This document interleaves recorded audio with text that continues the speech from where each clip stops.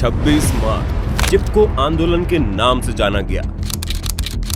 26 मार्च यानी आज ही के दिन साल 1974 की एक ऐसी ऐतिहासिक घटना सामने आई जिसने न सिर्फ उत्तराखंड बल्कि पूरे भारत में महिलाओं की एक नई पहचान बनाई।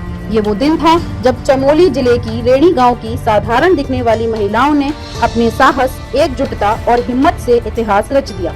रेणी गांव के लोगों को जब यह जानकारी मिली कि सरकार ने एक कंपनी को लगभग 2451 पेड़ों को काटने की अनुमति दे दी है, तो पूरे क्षेत्र में चिंताजनक और आक्रोश का माहौल बन गया।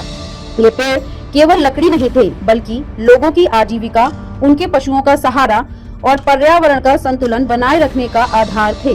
उस समय एक चाल के तहत गांव के पुरुषों को बहाने से बाहर भेज दिया गया ताकि पेड़ों की कटाई बिना किसी विरोध के हो सके। लेकिन शायद ठेकेदार यह भूल गए कि इस गांव की महिलाएं भी उतनी ही मजबूत और जागरूक हैं। जैसे ही लकड़ी काटने वाले लोग जंगल की ओर बढ़े, गौरा देवी के नेतृत्व में गांव की महिलाओं ने मोर्चा संभाल लिया। बिना किसी डर के, बिना किसी हथियार के उन्होंने पेड़ों से चिपककर खड़े होने का फैसला लिया। महिलाओं ने साफ शब्दों में कहा, ये जंगल हमारे हैं, ये पेड़ हमारी जिंदगी हैं। पहले हमें काटना होगा, तभी ये पेड़ कटेंगे। उनकी यह आवाज केवल विरोध नहीं थी, बल्कि प्रकृति के प्रति उनके गहरे संबंध और जिम्मेदारी का प्रतीक थी। दरअसल इस आंदोलन की नींव साल 1970 की अलकनंदा बाढ़ के बाद पड़ी थी, जब भयंकर तबाही ने यह साबित कर दिया कि जंगलों की अंधाधुंध कटाई किस तरह से आपदाओं को न्योता देती है।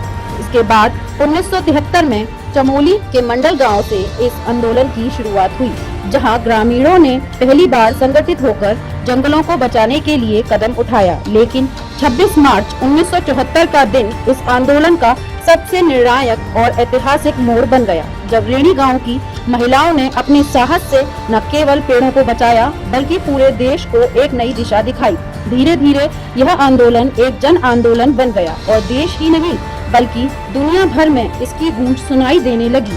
इसने यह साबित कर दिया कि अगर आम लोग एकजुट हो जाएं, तो वह किसी भी बड़ी ताकत के सामने खड़े हो सकते हैं। यही आंदोलन आगे चलकर चिपको आंदोलन के नाम से जाना गया, जिसमें लोग पेड़ों से चिपककर उनकी रक्षा करते थे। यह आंदोलन केवल पर्यावरण बचाने तक सीमित नहीं था, बल्कि यह सामाजिक जागरूकता, महिलाओं की शक्ति और स्थानीय अधिकारों की लड़ाई का प्रतीक बन गया। आज जब हम जलवायु परिवर्तन, प्रदूषण और पर्यावरण संकट